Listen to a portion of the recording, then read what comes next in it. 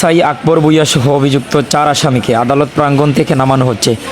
দর্শক, সিলেটে আলোচিত রায়হান হত্যার 3 বছর হলেও এখনও শেষ হয়নি সাক্ষ্য গ্রহণ। ইতিমধ্যে 69 জন সাক্ষীর মধ্যে 56 জন সাক্ষীর জেরা শেষ করেছে আদালত।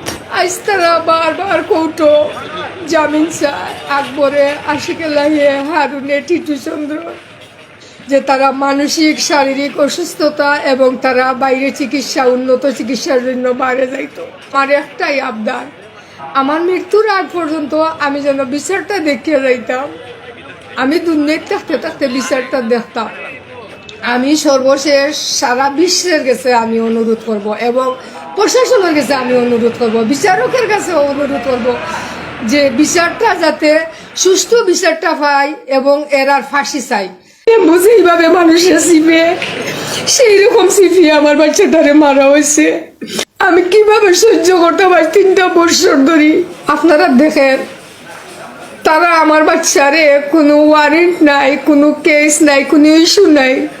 কোন কারণে আমার বাচ্চাটারে ধরলো আর কোন কারণে মারলো এখন পর্যন্ত তারা কোনো মুখও খুলছে না।